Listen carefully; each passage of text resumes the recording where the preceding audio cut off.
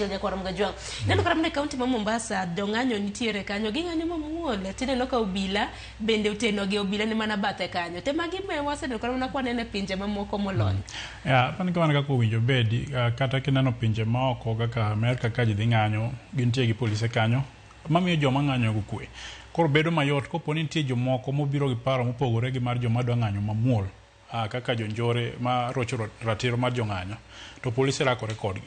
En mana samoro iyudo ka jonjore joma luongo ni jonjore gi kaka nineno juma mokalo negi chaka gima polise ne kogi ne ko jonjore. Koro samoro polise ka bede side mar joma richo to joma ng'anyo mamuol gi gembe giwacho ni ka koro polise mas chako support joma timo timbe njore koro tiende ni gembe gin against joma ng'anyo temi yudo ka koro tulo samoro wuok e kind polis kod raia mang'anyo. Inya paro juma mokalo higa mokalo kane ng'anyo ma Gen Z nodhi mbele nitie seche manokel KDF nokel jolweny manobiro e street ma Nairobi ka neno kaka ji noherogi nikech nok gi interfere gi joma wuotho ne gin kanyo mar kelo kwe ji noherogi ji go kodgi mbaka kamane kako winjo bed ni timo gino lakini polise kang chopo seche moko to koro kaka Salimu wacho ibiro winjo ka gitamo ji timo achiel ariyo adek to kanye makoro ji biro wacho ni un be uonge gi teko mar tamowa katiba mane pen chik maduong' Kenya ka wan gima watimo en waluoko katiba nwasenyiso wabiro dhi ng'anyo mamuol kata wabiro dhi rapar wabiro dhi rapar mamuol mar gigo manotimore higa mokalo. En mane nyaka wang'e ni Sharon rapar ma kawuono ni ing'e ni en gi gik moko e iye be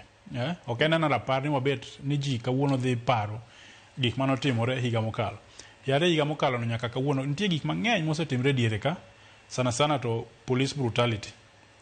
Last time ing'en ka ne ji ng'anyo ni kecha finance bill gigo manoket kanyo mane hinyo oganda sana joma nie joma yuto gi ok ni malo ahinya to yare chieng'no nyaka kawuono iyudo ka gik moko kaka jomosenegi joma mokwongo manolal ka kendo manotimore kaluwore gi nek mar japuonj manotim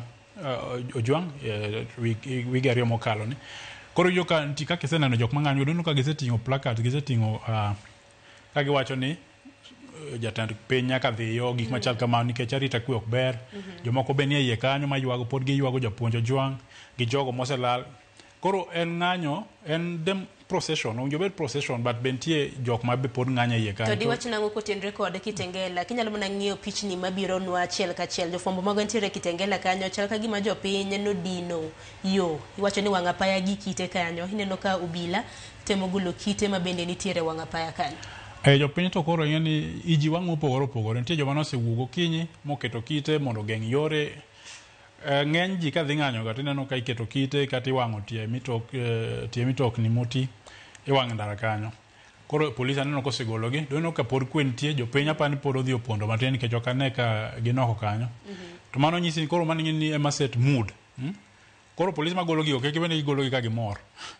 to dong keto kite wang'apaya bende ma samoro nong'iso oganda mar mondo kaluwore koda jotelo odiochieng' manyoro bende noloso kata mana kotende kod ng'anyo manicha notimo odiochieng' ma kawuono ote mopogore kawuok kuom jotelo. Ogai mar duond bura mar ODM Migosi Raila Odinga nokone jo Kenya duto ni gintiere koda ratiro mar bang'o ng'anyo kama ka gitime ka giluwo chike manitiere. Chike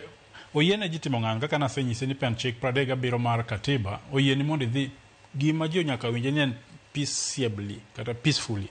mok interfere gi ng'ato. Seche mitimo ng'anyo ok ni ji te dwa dhi ng'anyo nitie joma be dwa dhi mana mbele gi tijegi ma kaka ndara makoro ogeng' ma Kitengela no ng'eni okelo beji mang'eny yo Nairobi koni tiyudo ka koro ng'ato ok nyal dhi nikech jopiny ogeng'o negi. Aseneno ng'anyo mang'eny miyudo ka jopiny geng'o ne ji to kendo in kikadho kata kopo ni in gi mtoka idwa ni chul gimoro matin mondi ekidhi mbele gi wuodhi. Koro aparo ni mano to gima winjo bed ni jopiny gole pachgi waluru example mwaneno Mombasa onge ng'ama ogeng'o yo ji wuotha giwacho gik ma ginyalo wacho kata Nairobi ka onge ng'ama ogeng'o ne ng'ato yo joma nyalo dhi kuonde ma gidhie tijegi oyienegi mondo gin gidhi. Koro mano momiyo wa encourage jopiny ni kata ka wadhi e ng'anyo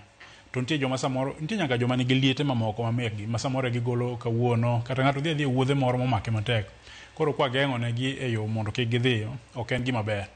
Koro kaka ng'ato nigi ratiro mar ng'anyo e kaka ng'ato be nigi ratiro mar dhi kumodhiye mar timo gigene mag biashara mondo oyud kaka onyalo konyore. Bende kopogore gi mano, kaunti ma Kisumu nyaka rom ga jwang'